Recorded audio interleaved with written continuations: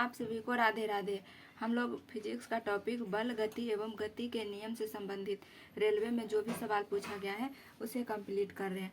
आज इस वीडियो के माध्यम से आज पूरा कंप्लीट कर लेंगे। अगर आप टॉपिक वाइज PYQ करना चाहते हैं तो आप प्ले लिस्ट से जाकर देख सकते हैं। वहाँ हम लोग बायोलॉजी का कंप्लीट कर लिए हैं और जो ये फिजिक्स का भी लगभग टॉपिक कंप्लीट होने वाला है। आज इस वीडियो के माध्यम से ये भी सारा क्वेश्चन कवर हो जाएगा। तो आज का पहला सवाल है 185 नंबर। कहता है एक बल 0.5 किलोग्राम के पिंड से 10 मीटर प्रति सेकेंड स्क्वायर का त्वरण उत्पन्न करता है। बल का मान क्या होगा? आंसर हो जाएगा ऑप्शन ए 5 न्यूटन। 5 न्यूटन क्या पूछ रहा है? बल का मान पूछ रहा है। तो बल बराबर क्या होता है? बल बराबर होता है द्रव्यमान गुना त्वरण। तो द्रव्यमान दिया हुआ है 0.5 किलोग्राम और त्वरण दिया हुआ है 10 मीटर प्रति सेकेंड स्क्वायर। इसे मल्टीप्लाई करेंगे, आंसर आ जाएगा 5 न्यूटन। अगला सवाल है 186 नंबर। कहता है एक वस्तु स्थिर स्थिति में आरंभ होकर 4 मीटर प्रति वर्ग सेकेंड के निरंतर त्वरण से स्थानांतरित होती है। 8 सेकेंड के बाद उसका गति कितनी होगी? आंसर हो जाएगा ऑप्शन, देखिए यहाँ भी क्या दिया हुआ है, इसको मल्टीप्लाई करेंगे 8 चौक 32, आंसर हो जाएगा ऑप्शन सी 32 मीटर प्रति सेकेंड। अगला सवाल है 187 नंबर। कहता है किसी भी स्थिर या गतिशील वस्तु की स्थिति और दिशा में तब तक कोई परिवर्तन नहीं होता जब तक उस पर कोई बाह्य बल सक्रिय न हो। यह क्या है? आंसर हो जाएगा ऑप्शन ए न्यूटन के गति का विषयक नियम। यानी विषयक नियम को प्रथम नियम कहा जाता है। प्रथम नियम को गैलीलियो का नियम भी कहा जाता है और जड़त्व का नियम भी कहा जाता है। दूसरा नियम, न्यूटन के गति का दूसरा नियम क्या है? अच्छा, पहला नियम का फॉर्मूला होता है V बराबर U प्लस AT। तो ये हो गया पहला नियम। दूसरा नियम से बल का व्यंजन प्राप्त होता है और बल का समीकरण भी प्राप्त होता है। F बराबर ma न्यूटन के गति के द्वितीय नियम से ही प्राप्त होता है। तृतीय नियम में क्रिया प्रतिक्रिया को दर्शाता है। जैसे अगर हम नाव के साइड में कूदते हैं तो नाव पीछे की ओर भागता है। बंदूक से गोली छोड़ते हैं तो हमें पीछे की ओर एक झटका लगता है। ये सब न्यूटन के गति के तृतीय नियम हो जाएगा। अगला और ऑप्शन डी में लिखा हुआ है गैलीलियो का नियम। गैलीलियो का नियम तो ये न्यूटन के गति के पहले नियम को ही कहा जाता है। तो हमारा आंसर है ऑप्शन ए।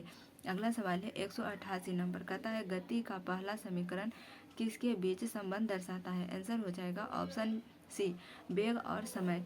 अगला सवाल है 189 नंबर। कहता है कार के स्टीयरिंग में शामिल है। आंसर हो जाएगा ऑप्शन डी बलों का एक युग्म जो विपरीत दिशाओं तथा उसी रेखा लाइन पर कार्य करता है। अगला सवाल है 190 नंबर। कहता है कि गति के दूसरे समीकरण द्वारा किसके बीच संबंध को दर्शाया गया है? आंसर हो जाएगा ऑप्शन बी स्थिति और समय। अगला सवाल है 191 नंबर। कहता है यदि पृथ्वी की त्रिज्या 1% घटा दी जाए तो जीव पर क्या प्रभाव पड़ेगा? आंसर हो जाएगा ऑप्शन बी बढ़ेगा। अगला सवाल है 192 नंबर। कहता है कालीन से धूल हटाते समय हम किसको अचानक झटका देते हैं इसका अथवा छड़ी से पीटते हैं, इसका कारण क्या है? आंसर हो जाएगा ऑप्शन ए विराम से जड़त्व में धूल अपना स्थान जमा लेती है तथा कालीन से धूल तभी हटती है जब कालीन में गति प्रदान की जाए। अगला सवाल है 193 नंबर। कहता है कि एक एलिवेटेड जिसका वजन 6 kg है 4.9 मीटर प्रति सेकेंड स्क्वायर के त्वरण से एक केबल द्वारा ऊपर की ओर खींचा जाता है। केबल का तनाव लगभग है। आंसर हो जाएगा ऑप्शन सी 9000 न्यूटन। अगला सवाल है 194 नंबर। कहता है यदि एक कार अपनी प्रारंभिक स्थिति से 20 सेकंड में 144 किलोमीटर प्रति घंटा की गति तक समान रूप से त्वरित होती है तो यह कितनी दूरी तय करेगी? आंसर हो जाएगा ऑप्शन ए 400 मीटर। अगला सवाल है 195 नंबर। कहता है किसने कहा है कि एक पिंड विरामावस्था में तब तक रहेगा जब तक कि बाहरी बल पिंड पर कार्य नहीं करता है? आंसर हो जाएगा ऑप्शन डी न्यूटन। अच्छा, ऑप्शन ए में लिखा हुआ आइंस्टीन ने सापेक्षता का सिद्धांत दिए थे और E बराबर mc² फॉर्मूला भी आइंस्टीन ने ही दिया था। और गति के पहला नियम को गैलीलियो का नियम कहा जाता है। आर्किमिडीज किससे संबंधित है? आर्किमिडीज किससे संबंधित है, आप ये कमेंट बॉक्स में बताइएगा। अगला सवाल है 196 नंबर, कहता है कि एक वस्तु अपनी स्थिर अवस्था से चलना प्रारंभ करता है, यह 2 सेकेंड में 5 मीटर प्रति सेकेंड की गति प्राप्त कर लेती है, तो इसका त्वरण क्या है। तो त्वरण बराबर क्या होता है, त्वरण बराबर होता है गति बटा समय। तो इसे आप डिवाइड करिएगा, 5 से भागा दीजिएगा 2 में, 2 से भागा दीजिएगा 5 में, आंसर हो जाएगा 2.5 मीटर प्रति सेकेंड स्क्वायर। अगला सवाल है 197 नंबर, कहता है एक रेलगाड़ी विरामावस्था से 5 सेकेंड में इसकी गति 90 किलोमीटर प्रति घंटा हो जाती है, यह मानते हुए कि त्वरण समान है, तो रेलगाड़ी द्वारा उसी समय में तय की गई दूरी होगी। आंसर हो जाएगा ऑप्शन डी 3.75 किलोमीटर। अगला सवाल है 198 नंबर, कहता है एक वस्तु के जड़त्व की प्रत्यक्ष निर्भरता है, आंसर हो जाएगा ऑप्शन ए द्रव्यमान पर। अगला सवाल है, अच्छा ऑप्शन डी में लिखा हुआ है संवेग। संवेग बराबर क्या होता है, द्रव्यमान गुने वेग होता है, यानी P बराबर mv होता है। और वेग है ऑप्शन ए, बी में है वेग। वेग कैसे मात्रा क्या होता है, मीटर प्रति सेकेंड होता है। अगला है 199 नंबर, कहता है 1 kg के द्रव्यमान वाली एक वस्तु पूर्व की ओर 2 मीटर प्रति सेकेंड के एक समान वेग के साथ गतिमान है, इस पर उत्तर की ओर 1.5 न्यूटन का बल लगाया जाता है। 2 सेकेंड के बाद वस्तु का विस्थापन मान ज्ञात कीजिए। आंसर हो जाएगा ऑप्शन ए 7 मीटर। पृथ्वी। अगला सवाल है 200 नंबर का था, पृथ्वी वायुमंडल को किस प्रकार पकड़े रहती है। आंसर हो जाएगा ऑप्शन ए गुरुत्वाकर्षण से। अच्छा ऑप्शन बी में लिखा हुआ है पृष्ठ तनाव। अच्छा गुरुत्वाकर्षण के नियम की खोज किसने किए थे, गुरुत्वाकर्षण के नियम न्यूटन ने दिए थे, ऑप्शन बी में है। और गुरुत्वाकर्षण नियतांक जी का मान कितना होता है 6.67 गुने 10 के पावर -11 न्यूटन मीटर स्क्वायर प्रति केजी स्क्वायर। और ऑप्शन बी में लिखा हुआ पृष्ठ तनाव का क्या होता है ऐसा मात्रक, आप इसे कमेंट बॉक्स में बताइएगा। अगला सवाल है अच्छा इसे ऑप्शन डी में लिखा हुआ अपवर्तन के कारण क्या होता है, ये आकाश में तारे टिमटिमाते हुए दिखाई देता है। अपवर्तन के कारण सूर्य उगने से 2 मिनट पहले और डूबने के 2 मिनट बाद तक दिखाई देता है, अपवर्तन के कारण।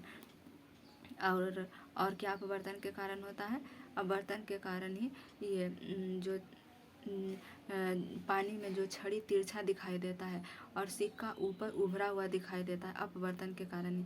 अगला सवाल है 101 नंबर कहता है लट्टू का घुमाना किसका एक उदाहरण है। आंसर हो जाएगा ऑप्शन ए केंद्राभिमुखी बल के कारण लट्टू घुमाया जाता है। और ऑप्शन बी में है अपकेंद्री बल के कारण। अपकेंद्री बल कहाँ लगता है, दूध से मक्खन निकालने में अपकेंद्री बल लगता है, और वॉशिंग मशीन में भी अपकेंद्री बल लगता है।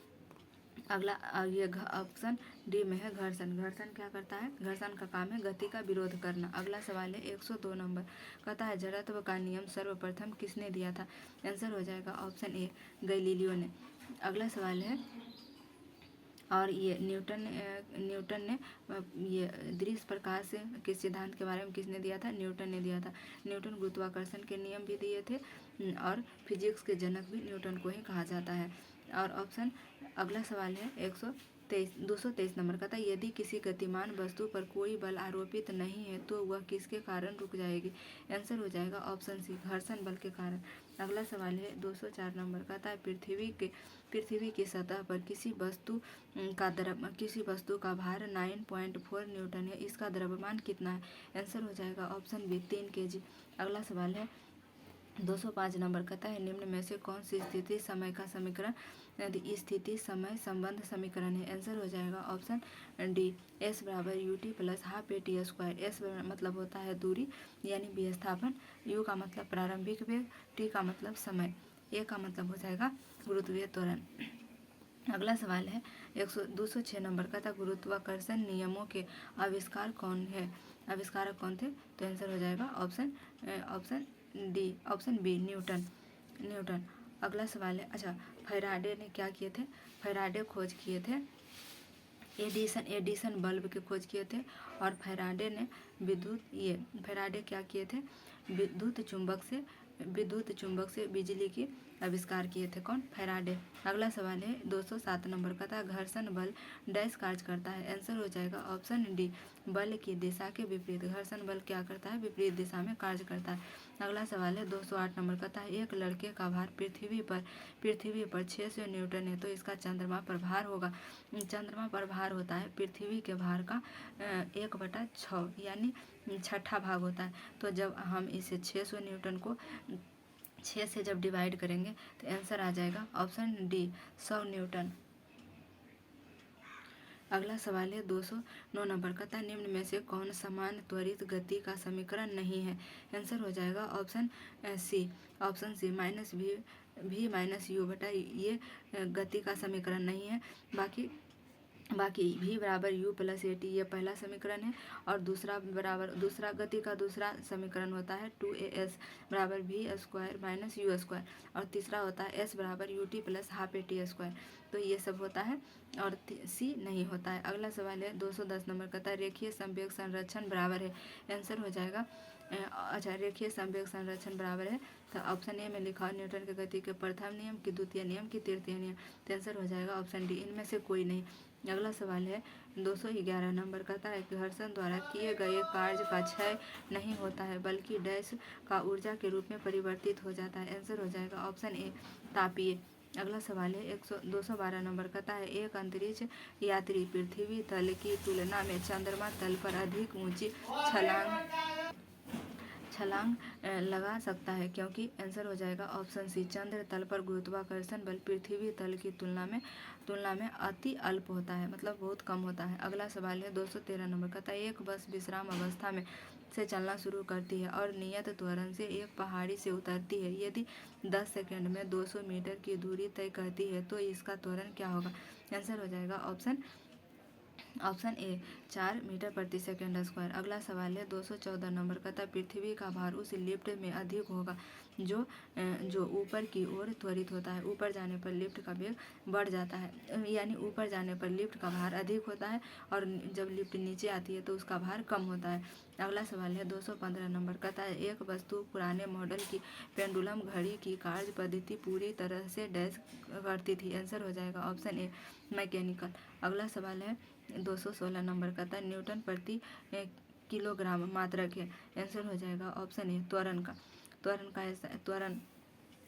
ये बल का फॉर्मूला क्या होता है, केजी। ये बल बराबर होता है द्रव्यमान गुने त्वरण। तो त्वरण बराबर हो जाएगा न्यूटन बटा केजी ग्राम। तो न्यूटन का बल हो जाएगा और किलोग्राम का द्रव्यमान होगा।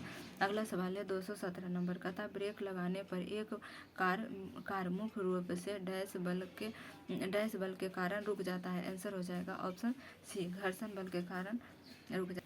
अगला सवाल है 218 नंबर का था, गति के समीकरण के संबंध में निम्नलिखित में से कौन सा गलत है। तो ये तो रिपीटेड सवाल है,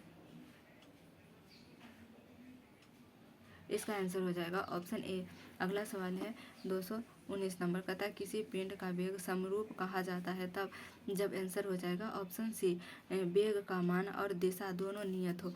अगला सवाल है 220 नंबर का था, है कौन सा घर्षण बल के बारे में सही नहीं है। आंसर हो जाएगा ऑप्शन डी, रोलिंग। अच्छा, घर्षण बल के बारे में कौन कौन सही है उसे पढ़ते हैं। ऑप्शन ए में लिखा, घर्षण बल वह बल है जो संपर्क में दो सतहों के सापेक्ष गति का विरोध करता है। तो सही हो जाएगा ऑप्शन बी में है, वह घर्षण बल है जो सतह पर चलने यानी फिसलने का कार्य करता है, उसे स्लाइडिंग घर्षण कहते हैं। यह भी सही है। ऑप्शन सी में लिखा हुआ कि मशीनों के घर्षण बल का अपचय और टूट फूट का कारण है। यह भी सही है। ऑप्शन डी में लिखा है कि रोलिंग घर्षण स्लाइडिंग घर्षण की तुलना में अधिक होता है, मशीनों के काल बेरिंग में घर्षण कम होता है। तो ये गलत है, मशीनों के बॉल बेरिंग में घर्षण बहुत होता है। अगला सवाल है 221 नंबर का था, एम द्रव्यमान का एक पिंड भी वेग से एक दीवार से टकराता है और उसी चाल से वापस आता है। पिंड के संवेग में परिवर्तन है। आंसर हो जाएगा ऑप्शन ए, 2। आंसर हो जाएगा ऑप्शन ए, 2 वेग। अगला सब 2M वेग। अगला सवाल है 222 नंबर का, घर्षण द्वारा किया गया कार्य डैश होता है। आंसर हो जाएगा ऑप्शन सी ऋणात्मक। अगला सवाल है 223 नंबर, जब कोई वस्तु वृत्तीय पथ पर गति करती है तो घर्षण करती हुई वस्तु पर केंद्र की ओर लगने वाला बल कहलाता है। आंसर हो जाएगा ऑप्शन सी अभिकेंद्री बल। अगला सवाल है, यदि कोई पिंड रूपांतरित गति से एक वक्र पथ पर गति करता है तो इस गति को क्या कहेंगे? आंसर हो जाएगा ऑप्शन डी वक्रीय गति। अगला सवाल है 225 नंबर का, एक मछुआरा झील में फंस गया है क्योंकि उसके मोटर बोट की मोटर खराब हो गई है। किनारे तक पहुंचने के लिए उसे क्या करना चाहिए? आंसर हो जाएगा ऑप्शन बी उसे झटका की हुई मछली को किनारे से दूर फेंकना चाहिए। अगला सवाल है 226 नंबर का है, जब कार एक मोड़ लेती है तो वह कौन सा बल जो हमें बाहर की ओर धक्का देता है? आंसर हो जाएगा ऑप्शन बी अपकेंद्री बल। अगला सवाल 227 नंबर का है, किसी सैटेलाइट और पृथ्वी के बीच आकर्षण बल का गुरुत्वाकर्षण बल डैश को तेजी प्रदान करता है। आंसर हो जाएगा ऑप्शन ए अभिकेंद्री बल। अगला सवाल है 228 नंबर का है, SHM से गुजरने वाले कण के लिए वेग का विस्थापन के मुकाबले में आरेखित क्या है? वक्र होगा। आंसर हो जाएगा ऑप्शन ए एक दीर्घवृत्त। अगला सवाल है 229 नंबर का था, चंद्रमा की सतह पर आंसर हो जाएगा द्रव्यमान अस्थिर रहता है, केवल भार कम हो जाता है। अगला सवाल है 230 नंबर का था, शून्य में स्वतंत्र रूप से गिरने वाली वस्तु के समान त्वरण होता है। आंसर हो जाएगा ऑप्शन सी। अगला सवाल है 231 नंबर का था, दोलन के लिए निम्नलिखित में से कौन सा सही है? आंसर हो जाएगा ऑप्शन सी संकेत अर्ध स्केलर वेव हो जाता है। अगला सवाल है 232 का था, यदि एक साधारण लोलक यानी पेंडुलम की लंबाई बढ़ा दी जाए तो उसका आवर्तकाल आंसर हो जाएगा ऑप्शन ए बढ़ेगा। अगला सवाल है 233 कहता है, एक साइकिल स्थिर त्वरण से चलायमान है, पीछे के पहिए पर घर्षण बल है। आंसर हो जाएगा ऑप्शन सी पश्चिम दिशा में। अगला सवाल है आंसर हो जाएगा ऑप्शन सी। अगला सवाल है 234 नंबर का था, यदि पृथ्वी के उपग्रह की कक्षा दीर्घवृत्ताकार होती तो दीर्घवृत्त का तल होगा। आंसर हो जाएगा ऑप्शन सी पृथ्वी के केंद्र से जाता है। अगला सवाल है 235 नंबर का था, जब कोई वस्तु एक समान वृत्तीय गति से घूर्णन करती है तो प्रत्येक बिंदु पर उसका डैश बदल जाता है। आंसर हो जाएगा ऑप्शन बी वेग बदल जाएगा। अगला सवाल है 236 नंबर का था, यदि कोई वस्तु अधिकतम भारशील कब होता है? आंसर हो जाएगा ऑप्शन डी निर्वात में। अगला सवाल है 237 नंबर का था, पेंडुलम लयबद्ध दोलक की तरह काम करता है, अतः डैश में इसका प्रयोग किया जाता है। आंसर हो जाएगा ऑप्शन ए दादाजी की घड़ी। अगला सवाल है 238 नंबर का था, स्प्रिंग का काठिन्य है। आंसर हो जाएगा ऑप्शन ए स्प्रिंग की भारहीनता भारवाहिता धारिता। तो ये था कंप्लीट क्वेश्चन। मिलेंगे नेक्स्ट क्लास में। जय हिंद।